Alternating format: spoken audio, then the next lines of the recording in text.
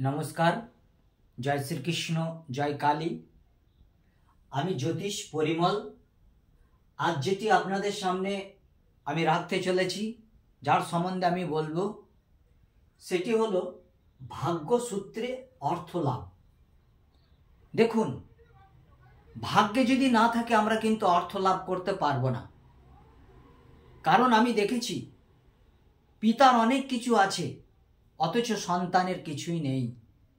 অধম সন্তান, মলিন জর্জরিত।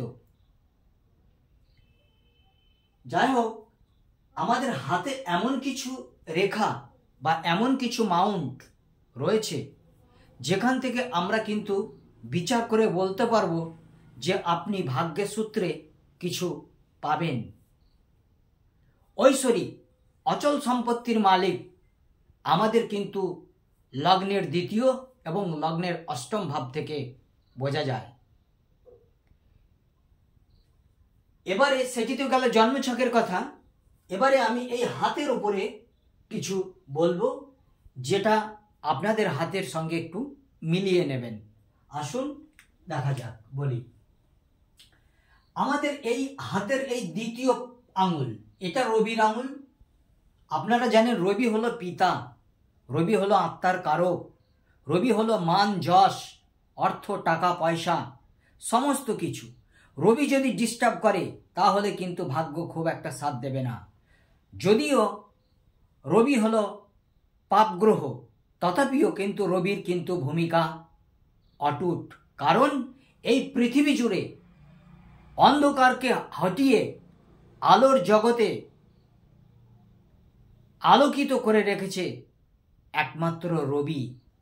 তাই তো রবির আঙুলে আমাদের এই সেকেন্ড পর্ব, অর্থাৎ নিচ থেকে মাঝের পর্ব, এই মাঝের পর্ব যদি উঁচুস্থ হয়, পরিষ্কার পরিচ্ছন্ন হয়, কোনো তিল, ক্রস, বিন্দু, জব চিহ্ন না থাকে, যদি তিনটি মাত্র মিত্র রেখা থাকে, মিত্র রেখা কাকে বলে?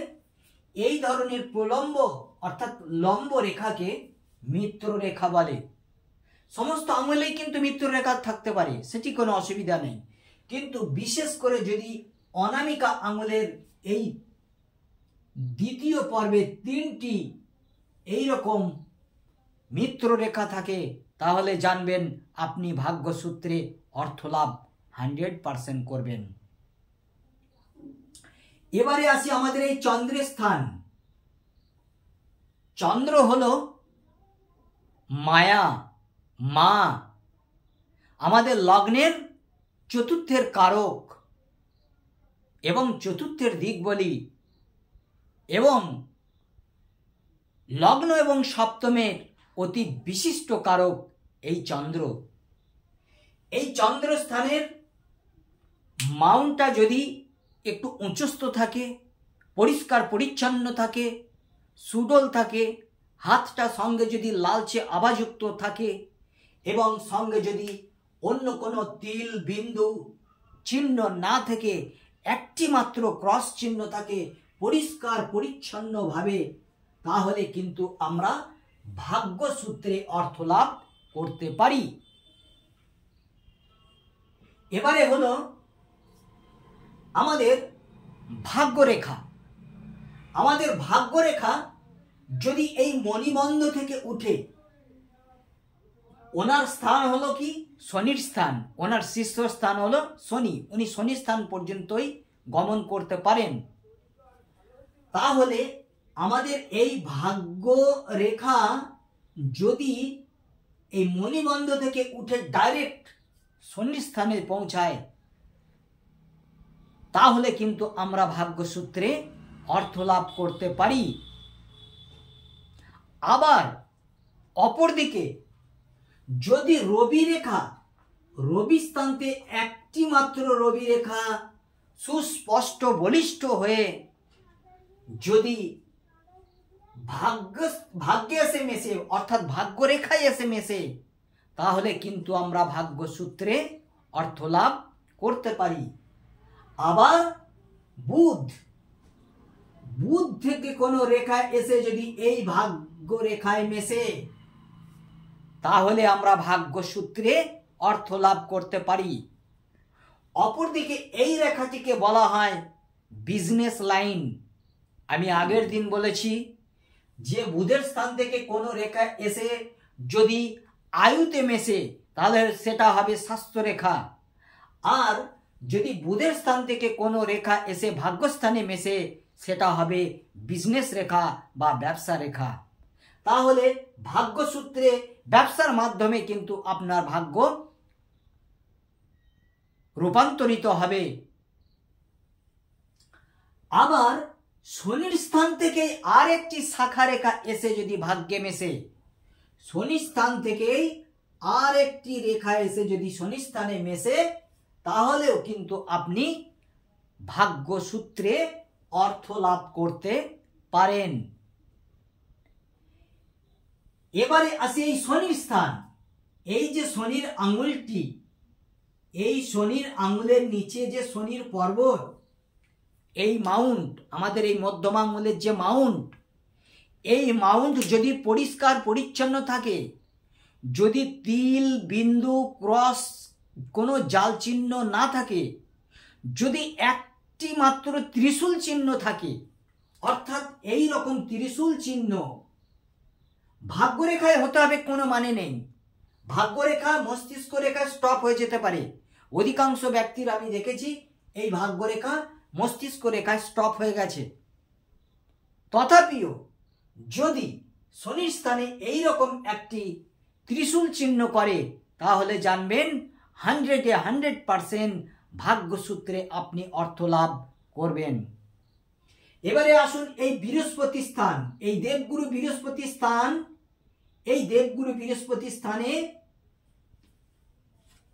এই দেবগুরু বৃহস্পতি স্থানে এই স্থানটি দেখা গেল চৌরস আছে, একদম চারি তরফ থেকে একদম কোনো ঢালান নেই, চৌরস, এবং সেখানে কোনো এক্সট্রা দাগ নেই, কোনো বিন্দু, কোনো তিল জব, কোনো সাইন নেই, শুধুমাত্র রয়েছে, যদি থাকতে হবে এগুলো কিন্তু শুধু একটি মাত্র ক্রস অথবা একটি মাত্র চতুর্ভুজ বা চতুষ্কোণ যদি থাকে এই বৃহস্পতি স্থানে আপনি ভাগ্যসূত্রে 100% ধন উপার্জন করবেন, অর্থাৎ ভাগ্যসূত্রে অর্থ লাভ করবেন। কিভাবে করবেন? আপনি হয়তো দেখা গেল বিবাহের পর ভাগ্যসূত্রে অর্থ লাভ করলেন। আমি দেখেছি এমনও নিজের পিতা ছেলেকে ত্যায্যপুত্র করার পরও ধরম পিতা কিন্তু সেই পুত্রকে বড় ধনী করে দিয়েছে, এটা আমি দেখেছি। আসুন এবারে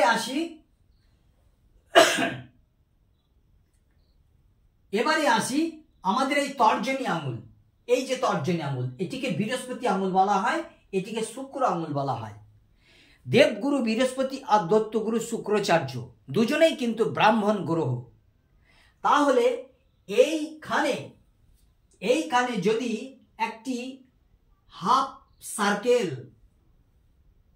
সার্কেল মানে অর্ধচন্দ্রিমা, এই দেবগুরু বৃহস্পতির আঙুলে যদি নখের উপরে সাদা রঙের হাফ সার্কেল পড়ে তাহলে কিন্তু আপনি ভাগ্যসূত্রে অর্থ লাভ করবেন। আবার এইখানেও যদি হাফ সার্কেলটি হয়, এই বৃহস্পতি শুক্রের আঙুলে অর্থাৎ বৃদ্ধাঙ্গুলের নখে যদি হাফ সার্কেল হয়, এই চারটি আঙুল অপেক্ষা যদি হাফ সার্কেলটা একটু বড় হয় তাহলে আপনি ধন ঐশ্বর্য মান আপনার সঞ্চিত অর্থ 100% আপনি পাবেন এবং ভাগ্যসূত্রেও হয়তো অর্থ লাভ করে যাবেন। যাই হোক, এই ছিল আজকে আমার আয়োজন। আপনাদের যদি ভালো লাগে তাহলে আপনারা অবশ্যই কমেন্ট করে জানাবেন। অবশ্যই আমার প্রোগ্রাম যদি ভালো লাগে তাহলে আপনাদের বন্ধু বান্ধবকে শেয়ার করবেন।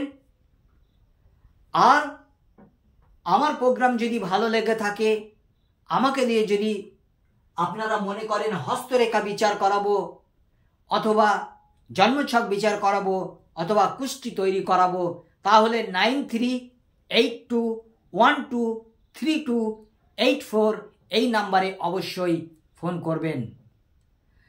সর্বশেষ একটি কথা বলি, যদি আমার প্রোগ্রাম ভালো লেগে থাকে তাহলে অবশ্যই একটি লাইক দিয়ে আমাকে ধন্য করবেন। জয় গুরু, ভালো থাকবেন।